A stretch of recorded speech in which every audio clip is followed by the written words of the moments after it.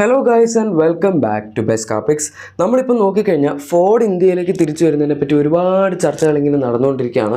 അതിപ്പോൾ കമ്പനിയുടെ ബേസിസിലാണെങ്കിലും നമുക്ക് ഇന്ത്യയിലുള്ള ആൾക്കാരുടെ റൂമേഴ്സിൻ്റെ ബേസിസിലാണെങ്കിലും അതൊന്നും അല്ലെങ്കിൽ വെബ്സൈറ്റ്സ് ചില സോഷ്യൽ മീഡിയ വെബ്സൈറ്റ്സ് ഒക്കെ പറയുന്ന ബേസിസിലാണെങ്കിലും അങ്ങനെ ഒരുപാട് കാര്യങ്ങളാണ് ഇപ്പോൾ നടക്കുന്നത് എന്ന് നമുക്ക് പറയാം.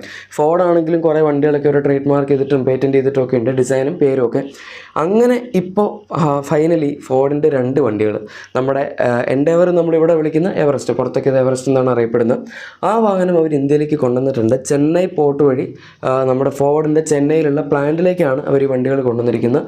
പക്ഷേ എൻഡേവർ മാത്രമല്ല, അതായത് എവറസ്റ്റ് മാത്രമല്ല, അതിൻ്റെ കൂടെ വേറൊരു വണ്ടിയും കൂടെ ഉണ്ട്. അത് ഞാൻ കാണിച്ചു തരാം. പക്ഷേ എന്തായാലും ഇവരിപ്പം ഈ വണ്ടിയുടെ ഈ ഒരു പർട്ടിക്കുലർ മോഡൽ, ഇത് പക്ഷേ അവർ ട്രെൻഡ് വേരിയൻ്റാണ് കൊണ്ടുവന്നിരിക്കുന്നത്. അതായത് ഓൾമോസ്റ്റ് ബേസ് മോഡലിൻ്റെ ഒരു തൊട്ട് മുകളിൽ നിൽക്കുന്ന വേരിയൻ്റ് എന്നൊക്കെ പറയാം. ടോപ്പ് എൻഡ് ആയിട്ടൊന്നും നമുക്ക് പറയാൻ പറ്റില്ല, ടോപ്പ് എൻഡ് വേറെ ഉണ്ട്, അതിൻ്റെ അകത്ത് ഇഷ്ടംപോലെ ഫീച്ചേഴ്സൊക്കെ ഉണ്ട്. പക്ഷേ ഇതെന്തായാലും ഒരു കൈൻഡ് ഓഫ് വളരെ ബേസിക്കായിട്ട് നിൽക്കുന്ന ഒരു വാഹനമാണ്. ഇതിൻ്റെ കൂടെ അവർ കൊണ്ടുവന്നിരിക്കുന്ന വാഹനം നമ്മുടെ റേഞ്ചറാണ്.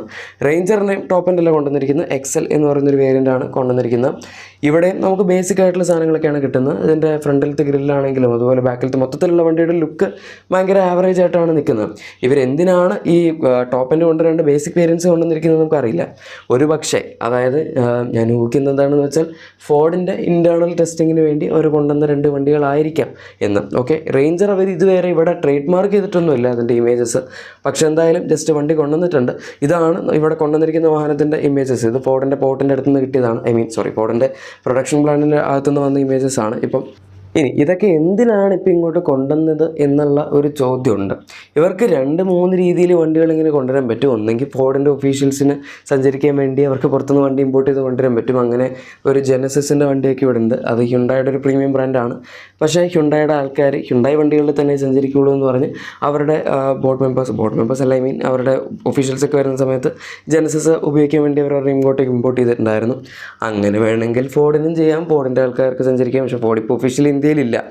എന്തായാലും ഇപ്പോൾ പിന്നെ നമുക്ക് റീസണായിട്ട് പറയാൻ പറ്റുന്ന ചില കമ്പനികൾ വണ്ടികൾ ഇന്ത്യയിൽ ഇവാലുവേറ്റ് ചെയ്യാനായിട്ട് കൊണ്ടുവരാറുണ്ട്. ഇപ്പോൾ നമ്മുടെ നിസാൻ്റെ എക്സ്ട്രയിൽ ഈ വണ്ടിയൊക്കെ ഇടയ്ക്ക് റോഡ് ടെസ്റ്റിങ്ങിൻ്റെ ഭാഗമായിട്ടൊക്കെ കാണാറുണ്ടായിരുന്നു. പക്ഷേ അത് പ്രത്യേകിച്ച് ക്യാമോഫ്ലാജ് ഒന്നും ഇല്ലാണ്ടാണ് നിസാൻ ടെസ്റ്റ് ചെയ്യുന്നത്. അത് അവർ പുറത്തുനിന്ന് ഇങ്ങോട്ട് കൊണ്ടുവന്ന വണ്ടിയാണ്. അത് ഇന്ത്യക്ക് വേണ്ടി എത്രത്തോളം അനുയോജ്യമാണ് എന്നൊക്കെ ടെസ്റ്റ് ചെയ്യാൻ വേണ്ടിയാണ് കൊണ്ടുവരുന്നത്. ഇപ്പോൾ ഈ വണ്ടിയുടെ കേസിലാണെങ്കിലും അവർക്ക് അങ്ങനെ ചെയ്യാം. കാരണം ഇത് പുറത്താണ് ഇപ്പോൾ വരുന്നത്, നമുക്ക് ഇന്ത്യയിൽ വരുന്നില്ല. അപ്പോൾ ഇന്ത്യയിൽ ഇറക്കുകയാണെങ്കിൽ എന്തൊക്കെ സാധനങ്ങൾ അവർ ഇതിന് വേണ്ടി മാറ്റണം. അതിപ്പോൾ സസ്പെൻഷൻ ആയാലും അല്ലെങ്കിൽ വണ്ടിയുടെ മൊത്തത്തിലുള്ള റൈഡ് ആൻഡ് ഹാൻഡ്ലിംഗ് ബാലൻസ് ആയാലും അല്ലെങ്കിൽ അങ്ങനത്തെ കാര്യങ്ങളൊക്കെ ഉണ്ടല്ലോ, എന്തെങ്കിലും വ്യത്യാസം അവരിതിൻ്റെ ട്യൂണിങ്ങിലൊക്കെ വരുത്തണം എന്നുള്ള കാര്യങ്ങൾ നോക്കാനാണ് കമ്പനികൾ പൊതുവെ ഇങ്ങനെ ഇന്ത്യക്ക് വേണ്ടി വണ്ടിയിൽ ടെസ്റ്റ് ചെയ്യാനായിട്ട് ഇവിടെ കൊണ്ടുവരാറുള്ളത്. ഇനി അവർ ഇവാലുവേറ്റ് ചെയ്തിട്ട് ഈ വണ്ടി ഇന്ത്യക്ക് വേണ്ടി പറ്റില്ല എന്ന് മനസ്സിലാക്കി കഴിഞ്ഞാൽ ചില വണ്ടികളൊക്കെ ലോഞ്ച് ക്യാൻസൽ ചെയ്യാറുണ്ട്. അങ്ങനെയൊക്കെ നമുക്ക് ഇഷ്ടംപോലെ കാര്യങ്ങൾ ഇവിടെ സംഭവിച്ചിട്ടുണ്ട്. റേഞ്ചറും അതിൻ്റെ ഭാഗമായിട്ട് തന്നെ കൊണ്ടുവരാനാണ് ചാൻസ്. റേഞ്ചറിൻ്റെ ഇപ്പോൾ റൈവൽസ് ആയിട്ട് പറയുകയാണെങ്കിൽ ഇവിടെ വളരെ കുറവാണ്. നമുക്ക് ഇന്ത്യയിൽ അങ്ങനെ ഒരു പിക്കപ്പ് ട്രക്ക് കൾച്ചറൊന്നും ഇല്ല, അല്ലെങ്കിൽ ഊട്ട്സ് എന്നാണ് പൊതുവെ പറയാറ്. ഇതിന് പുറത്തൊക്കെ ഓസ്ട്രേലിയയിലൊക്കെ ആക്ച്വലി. എനിവേ, നമുക്കിവിടെ കിട്ടുന്ന ഏറ്റവും പ്രീമിയം വാഹനം ടൊയോട്ടയുടെ ഹൈലക്സ് ആണ്. അതിന് തന്നെ ഇപ്പോൾ അത്യാവശ്യം ഓഫേഴ്സൊക്കെ ടൊയോട്ട കൊടുക്കുന്നുണ്ട്. ഇറങ്ങിയപ്പോൾ ഭയങ്കര വിലയായിരുന്നു. പിന്നെ വരുന്നത് നമ്മുടെ ഇസൂസുവിൻ്റെ D-Max V-Cross എന്ന് പറഞ്ഞ ഒരു ലൈഫ് സ്റ്റൈൽ പിക്കപ്പാണ്. അതിന് ഹൈലക്സിന് അത്രയും വിലയില്ല, പക്ഷേ അത് ഒരു പഴയ ജനറേഷൻ മോഡലാണ് നമുക്കിപ്പോൾ ഇന്ത്യയിൽ കിട്ടുന്നത്. അതിന് പുറത്തൊക്കെ ഒരു ലേറ്റസ്റ്റ് ജനറേഷൻ മോഡൽ ഇഷ്ടംപോലെ ഫീച്ചേഴ്സും അതുപോലെ നല്ല ഡിസൈനൊക്കെ വെച്ച് വരുന്നുണ്ട്. പക്ഷേ ഇസൂസു ഇസൂസു അവരത് ഇന്ത്യയിൽ ഇറക്കിയിട്ടില്ല. പിന്നെ അവരിപ്പോൾ ഇന്ത്യയിൽ കൊണ്ടുവന്നിരിക്കുന്ന റേഞ്ചറിൻ്റെയും അതുപോലെ എവറസ്റ്റിൻ്റെ ഇൻറ്റീരിയർ ഏകദേശം ഇതുപോലെ ഇരിക്കും. ഞാൻ പറഞ്ഞില്ല, ഇത് ടോപ്പ് എൻഡ് മോഡലൊന്നും അല്ല. അതുകൊണ്ട് തന്നെ നമുക്ക് ഇതിൻ്റെ അകത്ത് അങ്ങനെ ഭയങ്കര പ്രീമിയം ആയിട്ടുള്ള ഫീച്ചേഴ്സ് ഒന്നും ഇല്ല. 10 ഇഞ്ചസിൻ്റെ ഇൻഫോർടൈൻമെൻറ്റ് സിസ്റ്റം ഉള്ളൂ. ആൻഡ് ഇതിൻ്റെ അകത്ത് അങ്ങനെ ഇലക്ട്രിക് സൺറൂഫ് ഒന്നും വരുന്നില്ല. പിന്നെ പവർ ടെയിൽ ഗേറ്റ് ഒന്നുമില്ല. അതുപോലെ ഡ്രൈവർ സീറ്റിൽ ഇലക്ട്രിക് അഡ്ജസ്റ്റ് ഇല്ല. അങ്ങനത്തെ കുറച്ച് സാധനങ്ങളൊക്കെ ഇതിനകത്ത് മിസ്സിംഗ് ആണ്. ഞാൻ വീണ്ടും പറയുന്നു, അവർ ഇറക്കുകയാണെങ്കിൽ ട്രെൻഡ് വേരിയൻ്റൊന്നും വെച്ച് അവരെന്തായാലും എവറസ്റ്റ് ഇവിടെ അല്ലെങ്കിൽ എൻഡേവറോടെ ഇറക്കാൻ പോകുന്നില്ല. ഇറക്കുമ്പോൾ തീർച്ചയായും കുറച്ചും കൂടെ ഹൈ സ്പെക്കിലായിട്ടുള്ളൊരു വേർഷൻ തന്നെ ഇറക്കുള്ളൂ. അല്ലെങ്കിൽ പിന്നെ ഫോർച്യൂണർ ഇതും തമ്മിൽ വലിയ വ്യത്യാസം ഇല്ലാണ്ടായി പോകുമല്ലോ. ഫോർച്യൂണറിൽ നമ്മൾ ഇത് വെച്ച് ഡയറക്റ്റ് കമ്പയർ ചെയ്യുകയാണെങ്കിൽ എനിക്ക് തോന്നുന്നു ഇത്രയും കൂടെ ഫീച്ചേഴ്സ് കൂടുതൽ കാണുമായിരിക്കുന്നത്. സൺറൂഫ് ഒന്നും ഇല്ല എന്നുള്ളൂ, പക്ഷേ പവർ ടെയിൽ ഗേറ്റ് ഉണ്ട്. അതുപോലെ നമുക്ക് അതിൻ്റെ അകത്ത് ഈ പറയുന്ന ഡ്രൈവർ സീറ്റ് ഇലക്ട്രിക് അഡ്ജസ്റ്റ്മെൻ്റ് ഒക്കെ ഉണ്ടല്ലോ. ഇനി ഫോർഡ് ഇന്ത്യയിലേക്ക് വരും എന്ന് നമ്മൾ ഒരുപാട് പറയുന്നുണ്ട്. അവർക്ക് വേണമെങ്കിൽ വേറൊരു രീതിയിൽ ഇങ്ങോട്ടേക്ക് വരാം. അതായത് ഇവിടെ വണ്ടികൾ ഇറക്കാതെ ഇവിടുത്തെ അവരുടെ ചെന്നൈ പ്ലാന്റിൽ വണ്ടികൾ പ്രൊഡ്യൂസ് ചെയ്ത് പുറത്തേക്ക് എക്സ്പോർട്ട് ചെയ്യുന്ന രീതിയിൽ വേണമെങ്കിൽ കൊണ്ടുവരാൻ പറ്റും.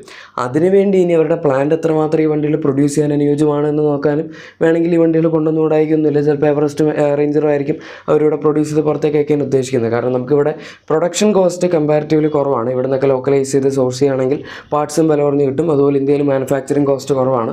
അങ്ങനത്തെ റീസൺസൊക്കെ വെച്ച് നോക്കിക്കഴിഞ്ഞാൽ ചെയ്യാവുന്ന ഒരു കാര്യമാണ് ഇത്. ഫോർഡിന് അഫോർഡബിൾ ആയിട്ട് ഇവിടെ പ്രൊഡ്യൂസ് ചെയ്തിട്ട് കുറച്ച് കൂടുതൽ പ്രോഫിറ്റിന് അവർക്ക് പുറത്ത് വയ്ക്കാൻ പറ്റും. കാരണം ഇനിയും വണ്ടി വിൽക്കുന്ന സമയത്ത് അത് അത്രത്തോളം പ്രാക്ടിക്കലാണെന്ന് നമുക്ക് പറയാൻ പറ്റില്ല. വണ്ടി പ്രാക്ടിക്കലാണെന്നല്ല, അവർ വീണ്ടും തിരിച്ചു വരുമ്പം ആൾക്കാരുടെ ഒരു ട്രസ്റ്റ് ഇനിയും ഗെയിൻ ചെയ്തെടുക്കണമല്ലോ. വരികയാണെങ്കിൽ തന്നെ അതിന് കുറച്ച് ടൈം എടുക്കും. കാരണം പെട്ടെന്നൊരു കമ്പനി നിർത്തിപ്പോയിട്ട് 2-3 വർഷം കൊണ്ട് തന്നെ തിരിച്ചു വന്നു കഴിഞ്ഞാൽ എത്രമാത്രം ആൾക്കാർ പെട്ടെന്ന് ചാടിക്കയറി അവരുടെ വണ്ടികൾ എടുക്കും എന്ന് നമുക്ക് പറയാൻ പറ്റില്ല. പക്ഷേ എൻഡേവർ ഇന്ത്യയിൽ ഇപ്പോഴും റീസെയിൽ വാല്യൂ വലിയ വ്യത്യാസം വന്നിട്ടില്ല. അതായത് ഫോർഡ് പോകുന്നതിന് മുമ്പ് എന്തായിരുന്നു അത് തന്നെയാണ് ഇപ്പോഴും ഉള്ളത്. അതിനേക്കാൾ ഇത്തിരി കൂടെ കൂടി എന്ന് പറഞ്ഞാലും തെറ്റില്ലെന്ന് തോന്നുന്നു. കാരണം എൻഡേവർ പോലത്തെ ഒരു വാഹനം ഇപ്പോൾ ഇന്ത്യയിലില്ല. നമുക്ക് ആകെപ്പാടെ ഒരു ഡി സെഗ്മെൻറ്റ് SUVസിൽ കിട്ടുന്ന ഫോർച്യൂണറും ഗ്ലോസ്റ്ററും ഒക്കെയാണ്. ബാക്കി വണ്ടികളൊക്കെ ഓൾമോസ്റ്റ് ഇപ്പോൾ ചത്തുപോയ അവസ്ഥ തന്നെയാണ്. ഗ്ലോസ്റ്റർ പിന്നെ ഇഷ്ടംപോലെ ഫീച്ചേഴ്സൊക്കെ ഉണ്ട്. പക്ഷേ അഗൈൻ അതിൻ്റെ അകത്ത് നമുക്ക് ആ ഒരു എന്താ പറയുന്നത്, ആ ഒരു ക്ലാസ് ലീഡിങ് ആയിട്ടുള്ളൊരു സംഭവം, അല്ലെങ്കിൽ ആ സെഗ്മെൻറ്റിൽ ആൾക്കാർ വിചാരിക്കുന്ന ഒരു ഇതുണ്ടല്ലോ, എൻഡേവറിനൊക്കെ പണ്ട് കാണിച്ചുകൊണ്ടിരുന്നൊരു സംഭവം അതില്ല. അഗൈൻ അത്രയും പൈസ കൊടുത്തൊരു ചൈനീസ് വണ്ടി വാങ്ങുന്നതിനെന്നൊക്കെ ആൾക്കാർ ചോദിക്കുന്നത് ഞാൻ കേട്ടിട്ടുണ്ട്. ചൈനീസ് വണ്ടി ആയത് ഒരു കുറ്റമായിട്ടല്ല, പക്ഷേ MG അതിൻ്റെ മാർക്കറ്റിംഗ് ആണെങ്കിലും ഒരു ബ്രിട്ടീഷ് വാഹനം പോലെ തന്നെയാണ് ചെയ്യുന്നത്. മാക്സസ് D90 എന്ന് പറയുന്ന ഒരു ചൈനീസ് വാഹനം തന്നെയാണ്. അതിൻ്റെ റീബ്രാൻഡഡ് MG വേർഷനാണ്. അതൊരു കുറ്റമല്ല, ഓക്കെ, അതൊരു കുറ്റമാണെന്നെല്ലാം പറഞ്ഞു വരുന്നത്. പക്ഷേ ആൾക്കാർക്ക് ആ സെഗ്മെൻറ്റിൽ അങ്ങനത്തെ വണ്ടികളല്ല വേണ്ടത്. കുറച്ചുകൂടെ ബ്രാൻഡ് നെയിമുള്ള കമ്പനികളുടെ വണ്ടികളാണ് വേണ്ടത്, അത്രേ ഉള്ളൂ. അതുകൊണ്ട് തന്നെയാണ് ഫോർച്യൂണർ ഇപ്പോൾ ആയിരക്കണക്കിന് വണ്ടികൾ അവർ വിൽക്കുന്നത്. പണ്ടൊക്കെ ആ ഫോർച്യൂണർ എൻഡേവർ ഉണ്ടായിരുന്ന സമയത്ത് ഫോർച്യൂണർ 1500-അടുത്തൊക്കെ വിൽക്കും, എൻഡേവർ ഏകദേശം 1000-അടുത്തൊക്കെ വിൽക്കും, അങ്ങനെയായിരുന്നു. ഇപ്പോൾ ഫോർച്യൂണർ മാത്രം ഉള്ളതുകൊണ്ട് ഫോർച്യൂണർ 2000, 3000, 3500 വെച്ചൊക്കെയാണ് വിൽക്കുന്നത്. അത്രയും പ്രൈസുള്ളൊരു വണ്ടി 3000-ന് മുകളിലൊക്കെ വിൽക്കുക എന്ന് പറഞ്ഞാൽ പ്രോഫിറ്റ് മാർജിൻസ് ഭയങ്കര കൂടുതലായിരിക്കും. അത് നിങ്ങൾക്ക് ഊഹിക്കാവുന്നേ ഉള്ളൂ. എന്തായാലും എൻ്റെ ഒരു അഭിപ്രായത്തിൽ ഫോർഡ് ഇന്ത്യയിലേക്ക് ഇനിയും തിരിച്ചു വരണം എന്ന് തന്നെയാണ് ഞാൻ ആഗ്രഹിക്കുന്നത്. അതിപ്പം CBU വണ്ടി കൊണ്ട് അവർ ഇന്ത്യയിലേക്ക് വരണം എന്ന് ഞാൻ പറയില്ല. കാരണം ഇപ്പം എവറസ്റ്റ് ആണെങ്കിൽ തന്നെ അവർ പുറത്തുനിന്നുള്ള വണ്ടി ഇവിടെ കൊണ്ട് CBU ആയിട്ട് ഇറക്കി കഴിഞ്ഞാൽ ഉറപ്പായിട്ടും അതിന് നല്ല രീതിയിൽ പ്രൈസ് കൂടും. അത് ഞാൻ കഴിഞ്ഞ വീഡിയോയിൽ പറഞ്ഞ സമയത്ത് കുറേ പേര് അതിനെ തെറ്റി പറഞ്ഞിട്ടുണ്ടായിരുന്നു. ഞാൻ ഉദ്ദേശിച്ചത് 70 lakhs-നടുത്തൊക്കെ ചിലപ്പോൾ കൊണ്ടുകൊണ്ട് വരാനുള്ള ചാൻസ് ഉണ്ട്. കാരണം 60 lakhs-ന് താഴെ ഒരിക്കലും അവർക്ക് ഇതിൻ്റെ ഒരു ഇമ്പോർട്ടൻറ്റ്, അതായത് കംപ്ലീറ്റ്ലി ഇമ്പോർട്ടൻ്റ് ആയിട്ടൊരു വാഹനം ഇവിടെ ഇറക്കാൻ പറ്റില്ല. പുറത്ത് തന്നെ ഏകദേശം 45 lakhs-നടുത്ത് പ്രൈസ് വരുന്നൊരു വാഹനമാണിത്. അപ്പോൾ പിന്നെ അതിൻ്റെ ഇമ്പോർട്ട് ഡ്യൂട്ടി എല്ലാ സാധനങ്ങളും ചേർത്ത് ഇവിടെ 60-ക്ക് താഴെ ഇറക്കാമെന്നൊക്കെ പറയും. 60-ൽ ആക്ച്വലി നിൽക്കില്ല, 70 അടുത്ത് വരെയൊക്കെ ചിലപ്പോൾ പോകും. അത് കംപ്ലീറ്റ്ലി ഇമ്പോർട്ടൻ്റ് ആണെങ്കിൽ. ഇനി അതല്ല CKD ആയിട്ട് ഇവിടെ ലോക്കലി അസംബിൾ ചെയ്യാനാണെങ്കിൽ കുറച്ചുകൂടെ വില കുറച്ച് അവർക്ക് ചെയ്യാൻ പറ്റും. മാക്സിമം എത്രത്തോളം ലോക്കലൈസേഷൻ കൊണ്ടുവരുന്നു അത്രത്തോളം വണ്ടിയുടെ പ്രൈസും അവർക്ക് താഴേക്ക് കൊണ്ടുവരാൻ പറ്റും. അതിപ്പോൾ ഞാൻ നേരത്തെ പറഞ്ഞ പോലെ ഫോർഡിന് ഇവിടെ പ്രൊഡ്യൂസ് ചെയ്ത് പുറത്തേക്ക് വണ്ടി വിൽക്കാനുള്ള താല്പര്യം ഉണ്ടെങ്കിൽ അങ്ങനെ ചെയ്യുന്നത് വഴി നമുക്കിവിടെ അഫോർഡബിൾ ആയിട്ട് വേണമെങ്കിൽ ഈ വണ്ടികൾ അവർക്ക് ഇറക്കാൻ പറ്റും. പക്ഷെ അതവർ ചെയ്യുമെന്നുള്ളതാണ് കാണേണ്ടത്. കാരണം ആൾക്കാരുടെ ട്രസ്റ്റ് എത്രത്തോളം കിട്ടുമെന്ന് അറിയാത്തതുകൊണ്ട് ചിലപ്പോൾ കുറച്ച് ടൈം എടുക്കുമായിരിക്കും. 2025-ലൊക്കെയാണ് ഫോർഡ് തിരിച്ചു വരുന്നതായിട്ട് പറയുന്നത്. 2024-ൽ CBU ആയിട്ട് വരുന്നതൊക്കെ പറയുന്നുണ്ട്. അതിനോട് എനിക്ക് വലിയ താല്പര്യമില്ല, പ്രത്യേകിച്ച് എവറസ്റ്റൊക്കെ. അല്ലാണ്ട് ഇപ്പോൾ ഒരു മസ്റ്റാങ് മാക്കിയൊക്കെ കൊണ്ടുവന്നാലും പ്രശ്നമൊന്നുമില്ല. അതെന്തായാലും ഒരു നീഷ് നമ്പേഴ്സിൽ അവർ വിൽക്കാൻ ഉദ്ദേശിക്കുന്നുണ്ടാവുള്ളൂ. പിന്നെ ഫോർഡാണെങ്കിലും അവരുടെ ഒരു എവിടെയും അവർ ഇതുവരെ ഇറക്കാത്ത വണ്ടി ഇന്ത്യയിൽ പുതിയതായിട്ട് പേറ്റൻ്റൊക്കെ ചെയ്തിട്ടുണ്ടല്ലോ. കണ്ടിട്ട് ഒരു അബവ് 4 മീറ്റർ കോമ്പാക്ട് SUV ആയിട്ട് തോന്നുന്നു. എന്തായാലും ഇങ്ങനെയൊക്കെ ചെയ്യുന്നത് വഴി ഫോർഡ് ഇന്ത്യയിലേക്ക് തിരിച്ചു വരാനുള്ള ചാൻസ് കൂടിയിട്ടുണ്ട്. തീർച്ചയായും വരും എന്നൊന്നും ഞാൻ ഉറപ്പിച്ച് പറയുന്നില്ല. പക്ഷേ അഗൈൻ നമുക്കൊരു പോസിബിലിറ്റി അവിടെ തീർച്ചയായും ഇട്ടിട്ട് പോകാൻ പറ്റും. പിന്നെ ഞാൻ നേരത്തെ പറഞ്ഞ ഫാക്ടേഴ്സൊക്കെ തന്നെ, ട്രസ്റ്റ് തീർച്ചയായും അതൊരു ഇഷ്യൂ ആണ്, അത്രേ ഉള്ളൂ.